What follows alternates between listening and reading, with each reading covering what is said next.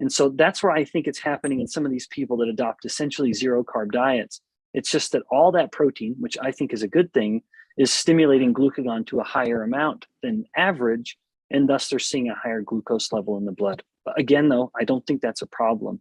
Your comment about the hemoglobin A1C, how people will see that it's going up, that can be a result of two things. And I think it's the second I'll mention that too many people overlook, including in clinical practice. Yes, hemoglobin A1C can be a reflection of an elevated glucose. Yes, that's true. But there's another part of that formula, or another variable that's going into this formula.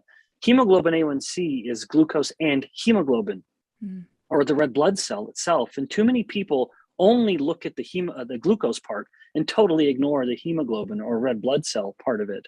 Hemoglobin is just a part of red blood cells. So what I think can also be happening in this case, and there's some limited case reports in the published literature to confirm this, which is why I'm mentioning it at all. So it's partly a theory of mine and partly backed up by data. The more nourished a person is, especially with red meat and beef, I believe the longer the red blood cells live, that essentially the red blood cells are healthier and they last a lot longer. They can last up to, maybe 50% longer than someone who's, say, a vegan and who's eating very, very, nutrient deficient diets for the most part. And the longer a red blood cell is alive, just the more likely it is to get glycosylated or to have a glucose bind to it. And so what I think may be happening in these people with long-lived red blood cells is that they're kind of getting a false positive with their hemoglobin A1C test. So they get a hemoglobin A1C and it's in the mid-5s, and the clinician will say, oh, wow, it looks like you're kind of getting pre-diabetic, when in reality, their glucose levels are in the 80s or maybe low 90s. Those are very, very good levels, even I would say around 100. Those are fine glucose levels. It's just that they have really long-lived red blood cells. In contrast, you could have someone with elevated glucose levels and a normal hemoglobin A1C, and they would get a pat on the back. And it's just because they actually have really short-lived red blood cells. The red blood cells die so quickly that they never have time to get glycosylated, and thus they end up having a false negative. You think, you have this false sense of security that their glucose levels are actually okay, when in reality they're not great and they are trending in a wrong direction. It's just the HbA1c doesn't detect it, again, because it's a problem with the red blood cells in this case. I think as closely as we can, we should eat our omega-3s like nature intended. And I think it's pretty fascinating that in nature, when we eat omega-3 rich foods like fish, they're also rich with vitamin E and natural antioxidants. And I think what's interesting to note is that with polyunsaturated fatty acids, omega-6s and omega-3s, so they have three pathways available to them. One, they can be stored. We can store polyunsaturated fats in fat cells or in lipid droplets. So we can store them. Alternatively, they can go down the route of oxidation. In other words, we can burn them for energy. That's what I mean by oxidation. And then lastly, they can go down the route of peroxidation, which is the one that most people are afraid of, and rightly so. When we take an omega-6 or omega-3 fat and it goes down the peroxidation, that's when it's potentially problematic. If we burn it for energy, well, that's fine. It's just creating energy. And the fact is, Judy, those omega-6s and omega-3s are burned at a very, very high rate. In fact, we burn polyunsaturated fats so rapidly that they're the most ketogenic of all the fats, because we burn them so quickly that the liver and a few other cells, like some in the brain, just start putting it down into the pathway of making ketones because we're burning so much of them. So they have a very high oxidation or energy burning rate. Now, which sort of pathway predominates? I think it's really a matter of antioxidant presence, and that will prevent it from going down the peroxidation pathway to a degree. So I think if I agree wholeheartedly, people should be absolutely eating fish. Anyone who is interested in that topic should look up the work by a man named Stephen Cunnane, Cunnane. He wrote a fascinating book called Survival of the Fattest. And he looks at human brain development and how humans are remarkable creatures because we are the only land-based mammals that are born obese. We have these big hungry brains and all this fat in our bodies that are capable of turning into ketones to fuel this explosive brain growth in this high metabolic rate organ. Stephen Cunnane very much embraces this idea that the human evolutionary diet is ocean shore based, that we were eating foods that were rich in omega-3s to support this incredible brain growth, and rich in iodine to make thyroid hormone to support rapid brain growth, because thyroid hormone is very, very involved in that.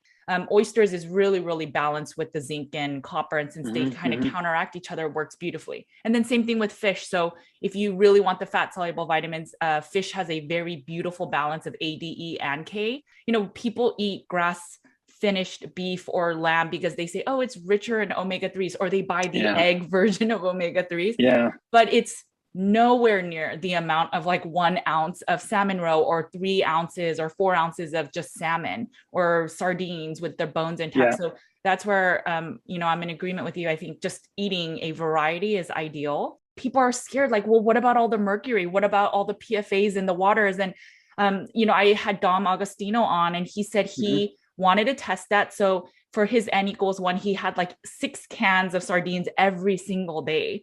And he tested his mercury, and it was nowhere near what people thought it would be. And there were people in his school or his community that have way more than him, and they don't even eat fish. You know, there's some people saying that ketogenic diets long-term are not ideal. Again, insulin will be too low. Without insulin stimulation, you may not have the thyroid hormone and metabolism functioning right. There are so many myths surrounding the ketogenic diet. I would say anyone who is attempting to claim that long-term adherence is somehow going to be harmful, I would just say, show me the data. I don't know of any evidence. There are studies published showing people mentioning, these are kind of prospective studies, which means it's a little flawed, mentioning people adhering to ketogenic diets for up to 4 years and having total remission of type 2 diabetes throughout that entire time. And that's really the lens through which I see the ketogenic diet. Of course, its origins are in the treatment of seizures, for which it can be completely curative. We've also known for 100 years that ketogenic diets can completely resolve migraine headaches in most people. Now, this is anecdotal. I know people who've been doing this for years, for a decade, and all they have experienced is the benefits of good health. So I know of no evidence to suggest that it cannot be adhered to long-term. There's no evidence to suggest that the thyroid gland is in any way altered. There is some evidence to show that thyroid hormone production goes down, but I wonder at why people think that's a problem, because we know that insulin production goes down on a ketogenic diet. Leptin production goes down. These are all natural. Cortisol levels tend to drop over time. And to me, it is a function, not that the thyroid gland is damaged, it's just that the body has become more thyroid hormone sensitive. And so there's an improvement. So there's no evidence to suggest this is harmful in any way. In contrast, there's evidence to show that thyroid hormone is working better, that they're more sensitive to the thyroid hormone, just like they are to insulin. And as insulin levels come down because the body's becoming more sensitive to it, so too, it's analogous. Thyroid hormone comes down because the body's becoming more sensitive to it. I think if this is a person who has a cognitive deficit, that's a strong reason to follow a ketogenic diet. And among many other potential benefits, if this is a person who struggles with type 2 diabetes, then I believe that a ketogenic diet is going to be very, very helpful. But the majority of people nowadays are insulin resistant. Right. And so we know that if you're insulin resistant, a low carb diet will vastly outperform a low fat diet. Yeah, we know in men in particular, when men adopt low fat diets, their production of testosterone and their production and quality of sperm drops precipitously. I would imagine the same thing will go to a degree in women as well. Right. But I look with such wonder and a little sadness at how we went from being very fat obsessed. I thought we went a little too far and that we were too afraid of protein. Now we're swinging the other way. Now we're protein obsessed. And you see people who are exceptionally lean and they're advocating these very high protein diets. And in fact, I don't think it's healthy. We know that there's such a thing as nitrogen poisoning. And when you start to run out of body fat, then why on earth are you focusing on protein when that's what you're cutting? You're literally stripping your own protein at that point, because that's the difference between a fast and starvation. Have we run out of fat?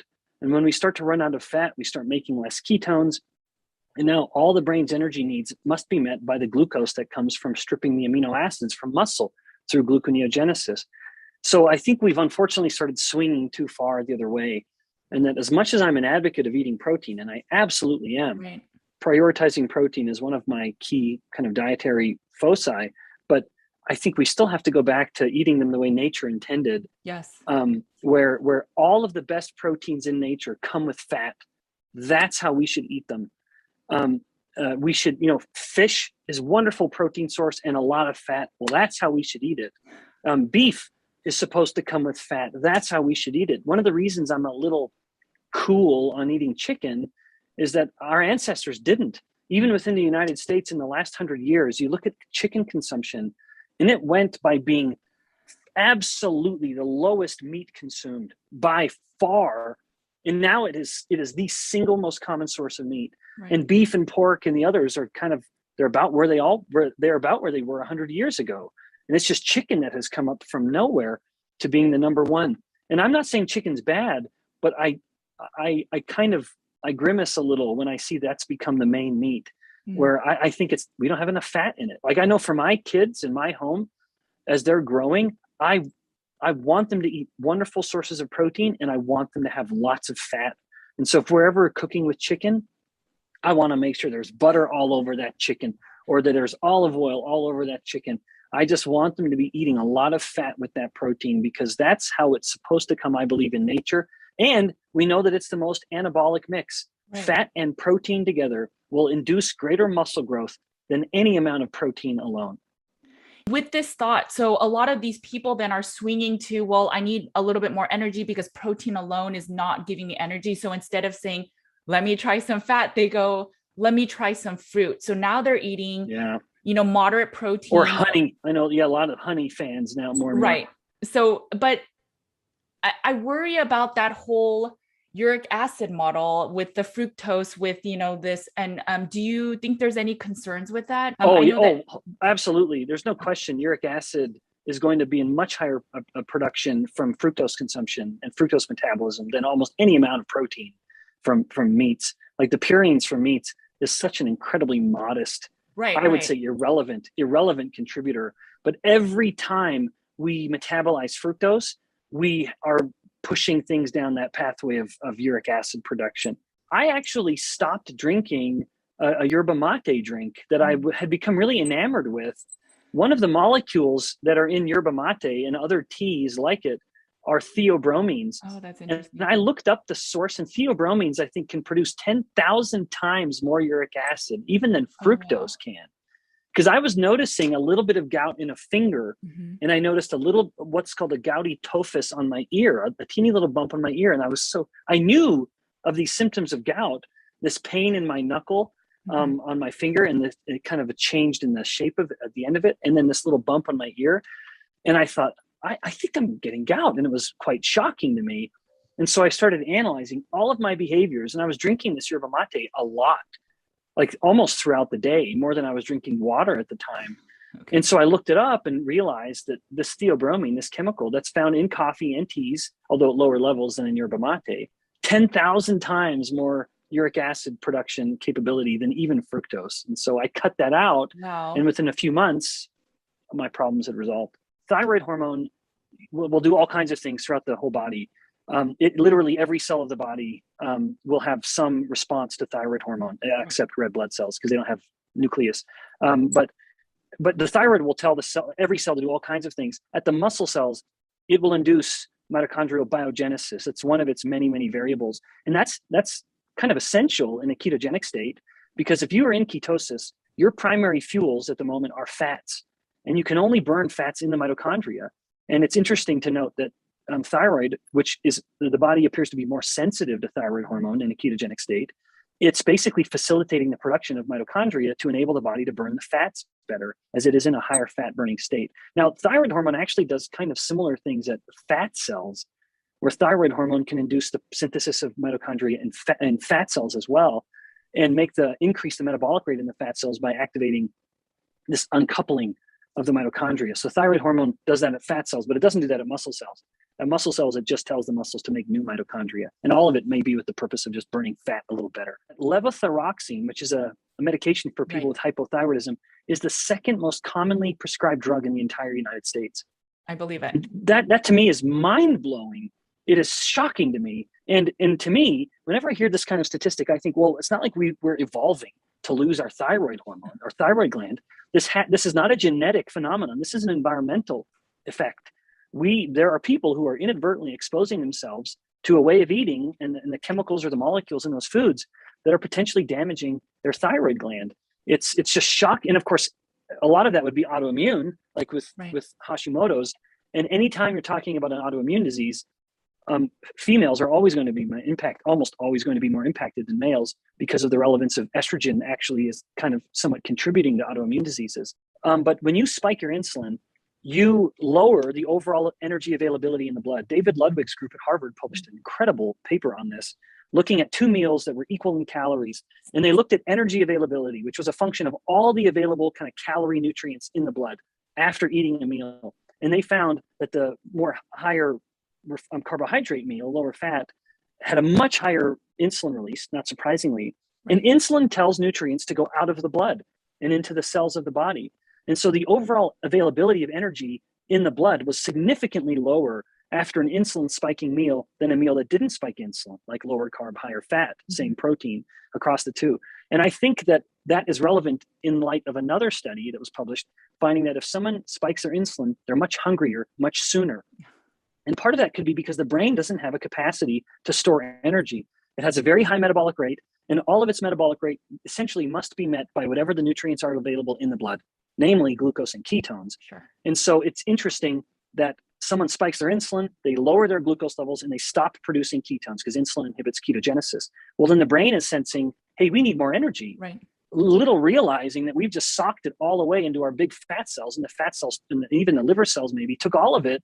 And now the brain is left wondering where the rest of the energy is. And thus, in the absence of energy availability, it stimulates hunger and wants the person to eat again sooner.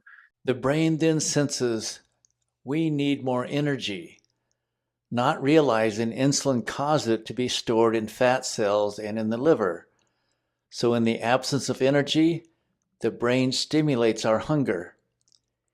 Eating carbs spikes insulin, stores energy as fat, signals the brain lack of energy, so the brain stimulates hunger. This is carb addiction in the making. I really wanted to have a ratio of 1-to-1 protein to fat to mimic what you get in fatty beef or in an egg, because that is the ratio that was tested in humans to find the most anabolic effect at the muscle. Interesting. Okay. So that was the ratio of the fat to protein 1-to-1 by mass. And then I also wanted to do what no one else had done, which is have this full spectrum of fats. I wanted the short chain fats, I wanted medium chain fats and long chain fats. And the average human diet has plenty of long chain. Right. The average ketogenic diet is going to have more medium chain, and we won't really have any short chain. And we make short chain fats in our bacteria, in our stomachs, in our intestines. But also the short chain fats are a fuel for the bacteria as well, not only being a fuel for us. So we were able to put the oils like the grass-fed ghee or the coconut oil or the olive oil onto a matrix like a protein carrier, but we used a resistant maltodextrin that the body doesn't digest. It doesn't break down into glucose, but it's a prebiotic fiber for the gut bacteria. So they can eat it, and then they can produce short chain fats themselves as their byproduct from eating that. All it is a soluble fiber. So nevertheless, the name of the company is Health Code, HLTH. Anyone who wants to learn more can just go to a website called gethealth.com to learn more about the shake. And I put blog posts on there with some collaborators every week. For those who are a little time pressed, it's just an easy way to get a good low carb meal.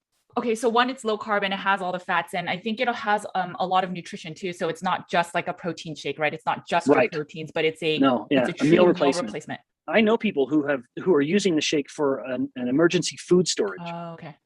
Because it's shelf-stable for 2 years, and all you need is water. And as the economic variables are getting less predictable, I actually think there's something to that.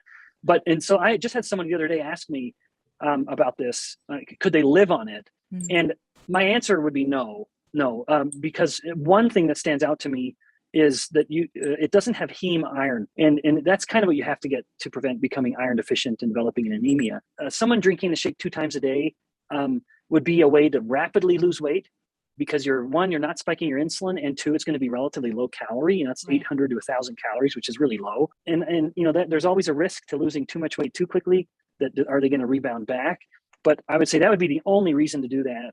But then make sure that you kind of slowly come out of that rapid weight loss period, where more often than not, it's 1 to 2 shakes a day, maybe 1 shake a day, and then it's a real meal for dinner.